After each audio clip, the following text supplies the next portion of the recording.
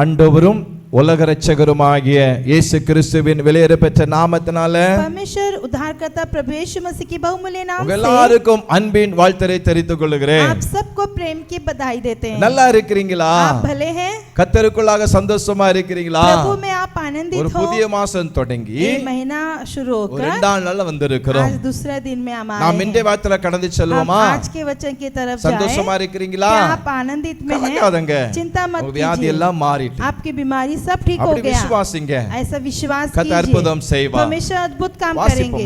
हम पढ़ेंगे ஆதியாகமம் उत्पत्ति 22ஆம் அதிகாரம் 22 अध्याय 18 சொல்லப்பட்டிருக்கிறது. 18 वचन में कहा நீ है, என் சொல்லுக்கு கீழ்ப்படிந்தபடியால் तूने मेरी बात मानी है, உன் சந்ததிக்குள் तेरे वंश के कारण பூமியிலுள்ள சகல ஜாதிகளும் ஆசீர்வதிக்கப்படும். सारी जातियों में लोग धन्य पाएंगे. ஆபிரகாமை குறித்து அங்கு சொல்லப்பட்டிருக்கிறது. अब्राहम के बारे में यहाँ पे கர்த்தர் कहा है, வார்த்தை சொல்லுகிறார். परमेश्वर एक वचन நீ என் कहता है, சொல்லுக்கு கீழ்ப்படிந்த நாள் तूने मेरी बात मानी, உன் சந்ததிக்குள் तेरे वंश में பூமியிலுள்ள சகல ஜாதிகளும் ஆசீர்வதிக்கப்படும். धन्य होगा कि सारी जातियों में. ஆசீர்வாதத்திற்கு முக்கிய ரகசியம் என்ன தெரியுமா? आशीष का पहला रहस्य क्या है? நன்மை பெற ரகசியம் என்ன தெரியுமா? भलाई पाने के लिए रहस्य ரொம்ப क्या है? கஷ்டம் இல்ல. बहुत कष्ट அவருடைய नहीं, வார்த்தை கீழ்ப்படிவது, केवल उसका बात मानना அவருடைய है. சொல்லுக்கு கீழ்ப்படிவது. जो कहता है सुनना है. ஆபிரகாம் கர்த்தருடைய சொல்லுக்கு கீழ்ப்படிந்தான். अब्राहम परमेश्वर की बात माना, கர்த்தருடைய வார்த்தையின்படி அவன் நடந்தான். जो उसने कहा वो सुना. ஆபிரகாமுடைய மகனாகிய ஈசாக்கை பலியிடும்படி கர்த்தர் சொல்லும் பொழுது जब इसहाक को बलि देने के लिए परमेश्वर कहे थे, ஆபிரகாம் அப்படியே கீழ்ப்படிந்தான். अब्राहम ने ऐसे ही सुना, அப்படியே அவன் செய்தான். जो कहा वैसे ही அந்த किया. ஆண்டவர் சொல்லுதாரு, इसीलिए कहता என் है, சொல்லுக்கு கீழ்ப்படிபடியால் तूने मेरी बात मानी है, உன் சந்ததிக்குள் तेरे वंश के பூமியில் कारण உள்ள